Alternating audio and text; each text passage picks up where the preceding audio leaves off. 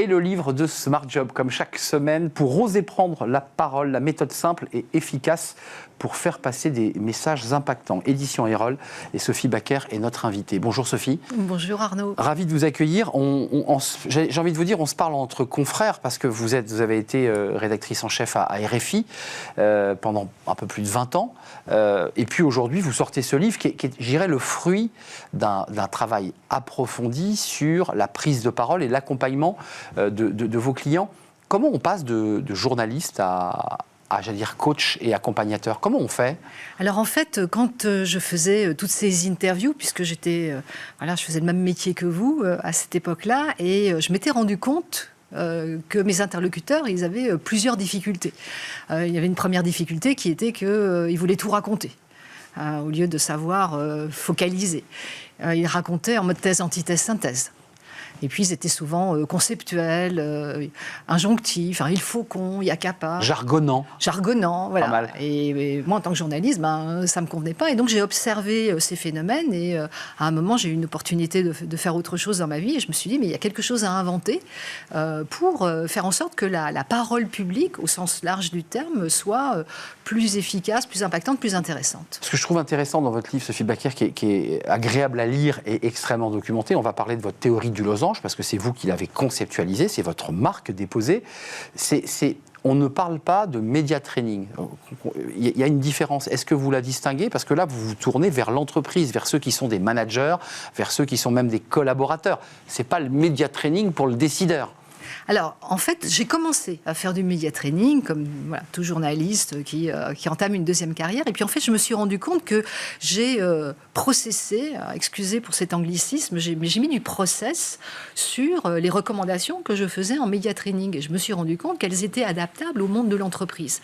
Et puis, maintenant, ça fait un peu plus de 10 ans que je fais ce métier. Je me suis rendu compte aussi que sur ce sujet de la prise de parole, beaucoup de choses avaient changé. C'est-à-dire qu'il y a 10 ans, la prise de parole, c'était réservé au top management. Exactement. Très hauts dirigeants. Puis aujourd'hui, on se rend compte, tout le monde se rend compte que la prise de parole, c'est la réunion de service de tout à l'heure. Et qu'il y a de la prise de parole. Et qu'il y a de l'enjeu. Tous les étages.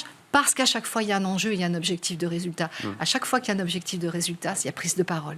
Vous dites une chose à la page 39 qui correspond exactement à ce que vous évoquez.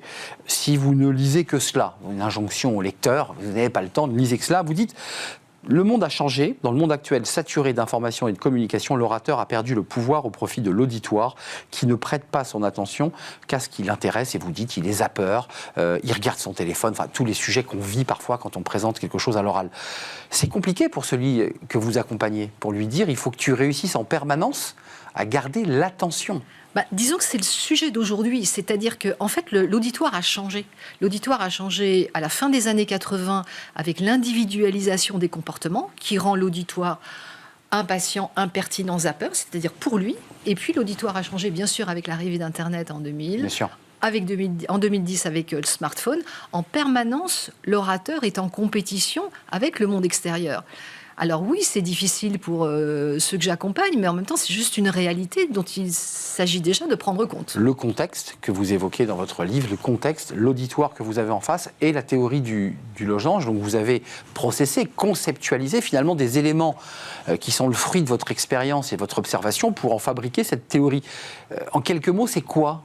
Alors, le losange, il vient en fait de l'inversion de l'entonnoir. L'entonnoir, c'est la représentation schématique qui est très utilisée en communication du mode thèse, antithèse, synthèse, qui suppose que le meilleur est à la fin. Et quand je suis journaliste, je me rends compte qu'il faut attendre la fin pour que ça soit intéressant. Alors, on nous dit l'inverse dans les écoles de journalisme. Fais une accroche, donne-nous envie de lire ton article, d'écouter ton papier. Oui, alors le journaliste, lui, parce qu'il a de l'audimat derrière, donc un modèle économique, il a compris qu'il fallait renverser le récit. Donc j'ai renversé l'entonnoir. J'en ai fait d'abord une pyramide. Je me suis dit, ça suppose que les bases de la pyramide partent dans tous les sens. Donc qu'est-ce qui se passe si je referme cette pyramide et si j'en fais un losange? Est-ce que ça correspond à la représentation schématique de ce que j'ai envie de proposer? Je me suis dit oui, ça me va bien. Le losange, il est contenu, il a un message principal qu'il traverse. Voilà, cette représentation graphique me va bien. C'est parfois compliqué quand on a l'habitude du narratif journalistique d'être face à des entreprises ou des entrepreneurs ou des décideurs ou des collaborateurs qui n'ont pas les mêmes schémas mentaux que les journalistes peuvent avoir. C'est compliqué, ça.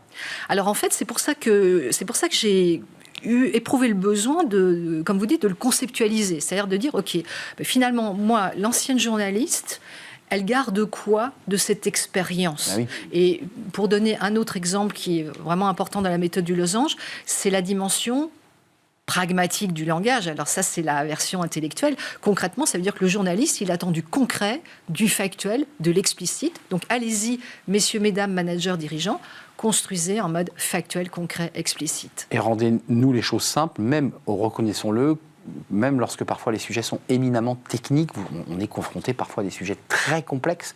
C'est vrai que le journaliste qui le réduit en 1 minute 30, certains disent c'est pas possible. Comment on joue ces espèces de difficultés? Parce que parfois, votre client vous dit mais c'est trop compliqué, je peux pas l'expliquer. Alors il me le dit à chaque fois. Hein. C'est classique. Voilà. Et de facto, le monde devient de plus en plus complexe parce qu'il est de plus en plus interconnecté. Et donc, moi, je pose la base qui est que nous avons tous une obligation de parvenir à nous faire comprendre. C'est une obligation. Et donc, comment parvenir à se faire comprendre? En renversant le récit, donc en commençant par le plus intéressant, en posant le sens et en utilisant cette dimension très explicite du langage pour se faire comprendre. C'est une anecdote, mais il y a un personnage qui Ouais. circule, qui est le fil rouge de votre livre. Il s'appelle Michel. Ah oui. Pourquoi? Parce qu'il a 50 ans. Donc on s'appelle encore Michel C'est un à 50 archétype, ans. en fait, c'est ça? C'est un peu un archétype. J'ai voulu quelqu'un qui soit à la fois archétypal et effectivement et en même temps assez banal. Et il est un peu le concentré de tous les champions que j'accompagne avec une problématique de manager qui a bien réussi, qui a 50 ans, qui a des équipes qui fonctionnent. Et puis un jour, il plante sa prise de parole. Et là, il vient me voir. Et ça lui fait mal. Non seulement ça lui fait mal, mais en plus, ses équipes n'adhèrent plus. Il travaille plus comme avant. Il n'a plus les mêmes résultats avec son équipe parce que sa prise de parole, elle est challengée. On n'a pas le temps de l'évoquer, mais il y a aussi toute la dimension du stress et de l'émotion qu'il faut gérer. Alors, le stress, il vient de ce qu'on ne sait pas. Le stress, il vient de l'incertitude qu'on a de la qualité de sa prise de parole. Donc là, la méthode, c'est pour ça aussi que j'ai voulu écrire ce livre, c'est pour donner des clés pour pouvoir installer sa prise de parole sur un socle et de ce fait, faire diminuer le stress. Merci Sophie Baker. Lisez ce livre et puis évidemment faites-vous prolonger par un accompagnement, mais ce livre vous dit déjà beaucoup des outils pratiques conceptualisés par Sophie Baker pour oser prendre la parole, la méthode simple et efficace pour faire passer des messages impactants. Édition Erol, Erol Pratique pour être concret, c'est la collection Erol Pratique. Voilà, on a été complet, on fait une courte pause et on va se tourner évidemment vers le cercle RH et j'accueille mes invités juste après la pause.